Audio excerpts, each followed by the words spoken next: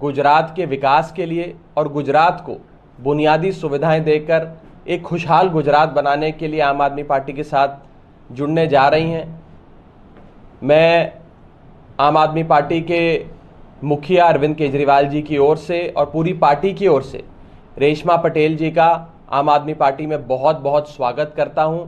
इस परिवार का हिस्सा बनने पर उन्हें बहुत बहुत मुबारकबाद, बहुत बहुत बधाई देता हूं। और ये मेरा विश्वास है कि रेशमा जी जैसी शख्सियत से आम आदमी पार्टी को बहुत लाभ मिलेगा और ख़ास करके आम आदमी पार्टी की गुजरात इकाई बहुत मजबूत होगी रेशमा पटेल जी की एंट्री से आम आदमी पार्टी में।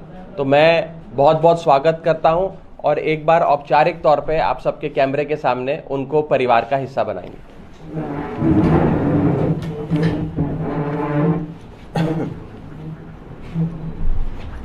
तो बहुत बहुत स्वागत। धन्यवाद सर, धन्यवाद। बहुत बहुत स्वागत।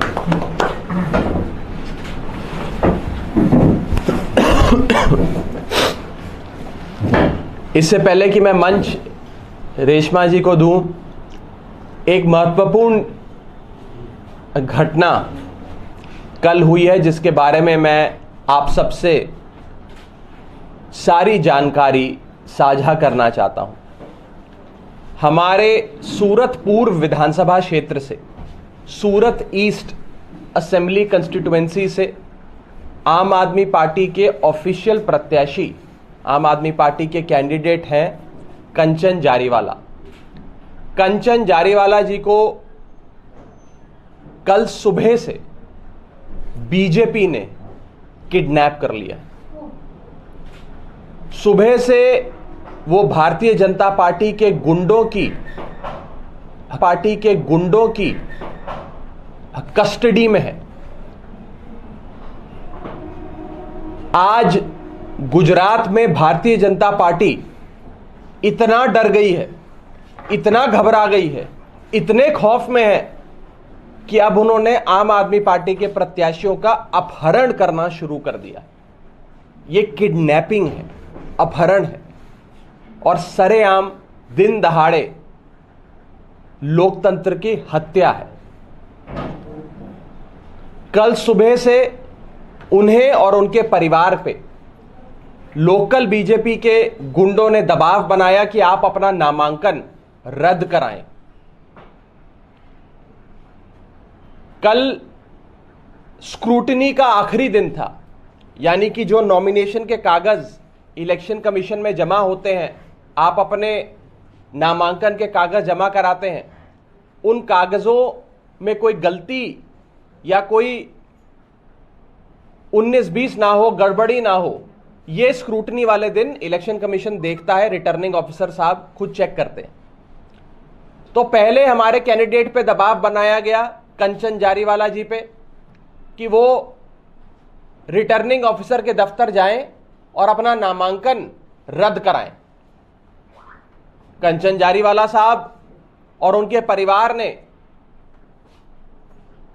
जब भारतीय जनता पार्टी के गुंडों की बात नहीं मानी तो भारतीय जनता पार्टी के बदमाश गुंडे उन्हें अपनी कस्टडी में लेकर खुद आरओ यानी कि रिटर्निंग ऑफिसर के दफ्तर गए।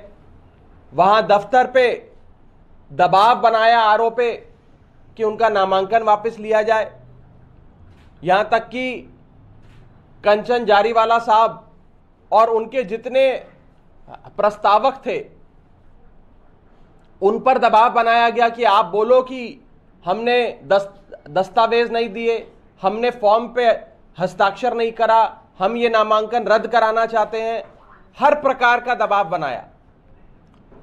जब कानूनी कार्रवाई सुचारू रूप से पूरी हो गई थी, जब कागज यानी कि नॉमिनेशन के पेपर्स और कैंडिडेसी रिजेक्ट करने का कोई ग्राउंड नहीं था और स्क्रूटनी में सारे कागज पास हो गए, तो भाजपा के गुंडे हमारे सूरत ईस्ट के प्रत्याशी कंचन जारीवाला जी को वहां से अपनी कस्टडी में ही किसी अनडिस्क्लोज्ड लोकेशन पर ले गए। दोपहर 1 बजे से कंचन जारीवाला साहब का फोन बंद है, उनकी लोकेशन किसी को नहीं पता, और बीजेपी के गुंडों ने हमारे कैंडिडेट को किडनैप कर लिया। उन पर दबाव बनाया जा रहा है कि वो अब विड्रॉल वाले दिन, यानी कि आज और कल, अपना नामांकन वापस ले लें। उन पर हर प्रकार का मानसिक, शारीरिक, फिजिकल, इमोशनल, साइकोलॉजिकल प्रेशर बनाया जा रहा है। और ये सरेआम दिन दहाड़े, जब भारत के लोकतंत्र का सबसे बड़ा त्योहार इलेक्शंस, चुनाव चल रहा हो, मॉडल कोड ऑफ कंडक्ट लगा हो, सारी पार्टियां चुनाव प्रचार में जुटी हो, मतदाता अपना मन बना रहा हो कि किस पार्टी को वोट देना है, किस पार्टी को वोट नहीं देना है, उस बीच भारतीय जनता पार्टी के गुंडे आम आदमी पार्टी से और अरविंद केजरीवाल जी से इतना डर गए हैं, इतना घबरा गए हैं कि आज उन्होंने हमारे सूरत ईस्ट के प्रत्याशी को अगवा कर लिया, उनका अपहरण कर लिया है। अगर ये जंगल राज नहीं है तो क्या है? मैं आपको ये सूचना देना चाहता हूं कि आम आदमी पार्टी इस पूरे मुद्दे पर सख्त कार्रवाई करेगी। हमने चीफ इलेक्टोरल ऑफिसर को, जो इलेक्शन कमीशन द्वारा इस चुनाव को पूरी तरीके से करवाने की जिनकी जिम्मेदारी होती है, उन्हें सूचना दे चुके हैं। लिखित में कंप्लेंट जा रही है। हम स्थानीय प्रशासन को भी, पुलिस प्रशासन को भी इस अपहरण की सारी जानकारी दे रहे हैं, और हम ये उम्मीद करते हैं कि इस मामले में सख्त और जल्द कार्रवाई होगी। किसी भी प्रत्याशी पर मानसिक, शारीरिक दबाव नामांकन वापस लेने का या नामांकन रद्द कराने का नहीं होना चाहिए। और बीजेपी के काले कारनामे आप सबके सामने है। ये गुंडागर्दी का परिचय बीजेपी ने, जंगल राज का परिचय बीजेपी ने आज गुजरात की जनता के सामने रखा है। चड्ढा जी, ये एक ही कॉन्स्टिट्यूएंसी की बात है या कहीं और पे भी इस प्रकार का दबाव डाला जा रहा है? आज जो मामला हमारे सामने आया है वो सूरत ईस्ट विधानसभा क्षेत्र, सूरत पूर्व विधानसभा क्षेत्र का है, जिसमें हमारे प्रत्याशी का नाम कंचन जारीवाला है। और केवल कंचन जारीवाला साहब पर ही नहीं, उनके पूरे परिवार पर, उनके भाई भाभी जो उनके प्रस्तावक थे, उन पर भी दबाव बनाया जा रहा है कि आप भी इलेक्शन कमीशन में जाकर एफिडेविट दें कि हमने तो कोई प्रस्तावक बनकर हस्ताक्षर नहीं करे, इनका नामांकन रद्द किया जाए। उनका घर दोपहर बाद से बंद है, घर पे मोटा ताला लगा हुआ है। उनके जो ठिकाने हैं, दफ्तर है, जहां वो मिलते हैं लोगों से, जहां बैठते हैं, वो सारी जगहों से कंचन जारीवाला साहब लापता हैं। और बीजेपी के गुंडों ने उन्हें किसी अनडिस्क्लोज्ड, अज्ञात लोकेशन पे रखा हुआ है। वो इस समय बीजेपी की कस्टडी में है। ये अपहरण है, ये किडनैपिंग है, और सरेआम बीच चुनाव में लोकतंत्र की हत्या है। इस विषय पे आपका कोई सवाल है तो आप पूछ सकते हैं। पुलिस को कंप्लेंट किया है? बिल्कुल, police, chief electoral officer, election commission, स्थानीय प्रशासन, सबको कंप्लेंट जा चुकी है और जा रही है। और हम उम्मीद करते हैं कि प्रशासन और इलेक्शन कमीशन इस पे सख्त से सख्त कार्रवाई करेगा। चड्ढा जी, रेशमा जी आम आदमी पार्टी में जुड़ गई है, कहाँ से चुनाव लड़ेगी वो भी अब मैं अब मंच रेशमा जी को दूंगा। पहले ये तो डिसाइड कर लीजिए। देखिए, आम आदमी पार्टी और आम आदमी पार्टी की पॉलिटिकल अफेयर्स कमेटी ये फैसला लेती है कि कौन सी सीट से कौन सा प्रत्याशी चुनाव लड़ेगा। और रेशमा जी उस कद्दावर नेता का नाम है, एक ऐसी शख्सियत है जिसके आने से खाली एक सीट पर नहीं या खाली एक जिले में नहीं, पूरे गुजरात में आम आदमी पार्टी को मजबूती मिलेगी। आने वाले समय में रेशमा जी की क्या भूमिका रहेगी, चुनाव के रण के मैदान में कौन सी सीट पर उनकी दावेदारी हो सकती है, कौन सी बड़ी जिम्मेदारी पार्टी उन्हें दे सकती है, इन सारी चीजों पे विस्तार से चर्चा करेंगे। अभी तो चुनाव का रंग चढ़ना शुरू हुआ है। आज रेशमा जी हमारे परिवार में जवाब दिया आपने कि आपकी पार्लियामेंट्री जो खैर कमेटी है वो डिसीजन लेगी, लेकिन एक दिन बाकी है केवल, आपकी कमेटी कब मिलेगी और कब ये कोई आप चिंता ना करें, हमारी कमेटी इमीडिएटली मिलके फैसला ले लेगी और सबसे पहले हम आपको बताएंगे को क्या फैसला लेगी। ये मेरे लिए आज अभी इस प्रेस कॉन्फ्रेंस में कहना उचित नहीं होगा। एक पार्टी एक कायदे कानून से, एक प्रोसीजर से चलती है। मैं मंच रेशमा जी को सौंपूंगा और उनसे यही विनती करूंगा कि वो बताएं कि क्या आम आदमी पार्टी में उन्हें ऐसा दिखा जो आज उन्होंने अपने सालों का एक बंधन जो था, एक सामाजिक कार्य और राजनीतिक कार्य की जो पूंजी थी, वो सारी लेकर वो आम आदमी पार्टी में आज शामिल हो रही हैं। ओवर टू यू रेशमा जी।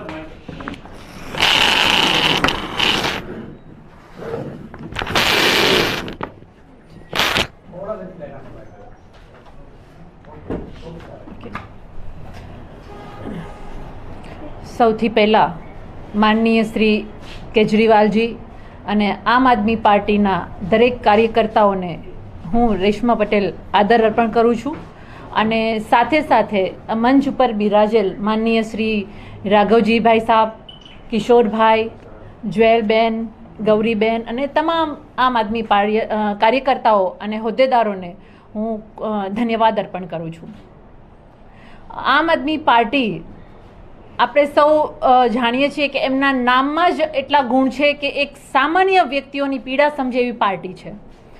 આજે મારા કાર્યથી આપ સૌ વાકેફ છો, તમને બધાને ખબર છે કે મેં ગુજરાતમાં ગરીબ લોકોના, શોષિત લોકોના, પીડિત લોકોના અવાજ ઉઠાવવા માટે હંમેશા મેં મારી શક્તિ અર્પણ કરી છે।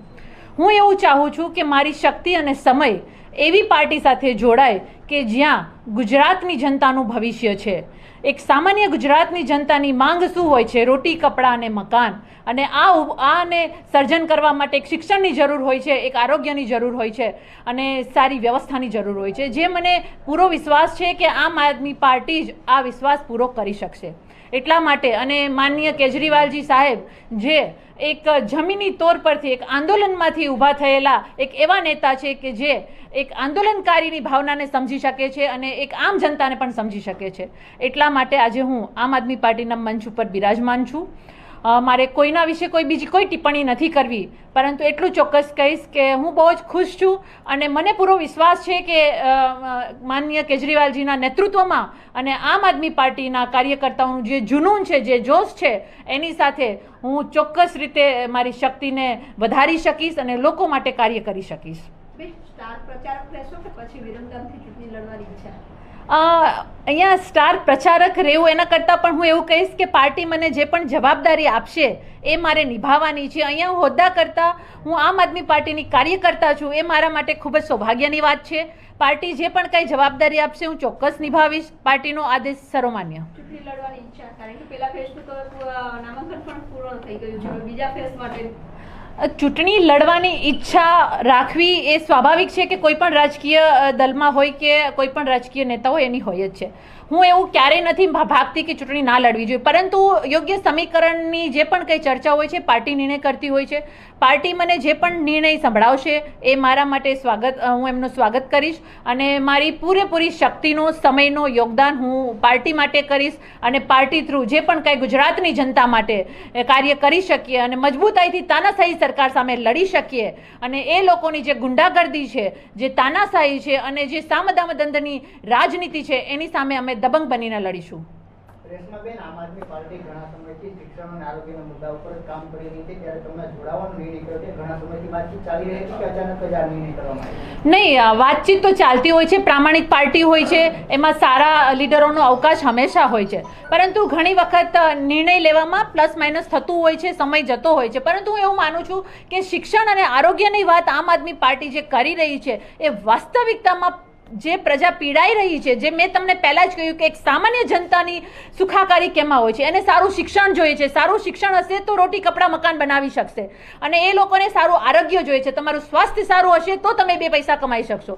તો આમ આદમી પાર્ટી જે સામાન્ય જનતાના બેઝિક મુદ્દા જે આજ પણ ગુજરાતમાં ખંડિત થયેલા છે, આજ પણ માત્ર ખોખલા વિકાસની વાતો થાય છે, લટકતા વિકાસની વાતો થાય છે, આપણે જોયું છે ઘણું બધું ગુજરાતમાં એવું બની રહ્યું છે, એની સામે એક જ પાર્ટી છે, એ છે આમ આદમી પાર્ટી, જે આમ જનતાની પાર્ટી છે, એટલા માટે શિક્ષણના મુદ્દા હોય, આરોગ્યના મુદ્દા હોય કે સુરક્ષાના મુદ્દા હોય, દરેક મુદ્દાઓને લઈને આમ આદમી પાર્ટી સત્યની અને રાજનીતિ કરે છે, રાજકારણ નહીં. અમે રાજનીતિ કરવા માટે આવ્યા છીએ. ધન્યવાદ. एक इम्पॉर्टेंट जानकारी आप सबको और देनी थी कि अभी इस प्रेस कॉन्फ्रेंस के इमीडिएटली बाद आम आदमी पार्टी के राज्यसभा सांसद संजय सिंह जी भी इसी कार्यालय में प्रेस को संबोधित करेंगे, एक महत्वपूर्ण विषय पर आप सबसे चर्चा करेंगे. तो बस थोड़े से ही इंतज़ार के बाद हमारे राष्ट्रीय नेता आदरणीय संजय सिंह जी राज्यसभा सांसद आप सबसे अपनी बात रखेंगे.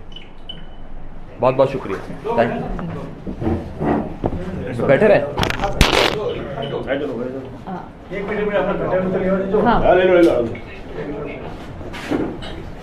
मिनट रुक जाओ, फोटो भी करवा लेते हैं. आ जाओ.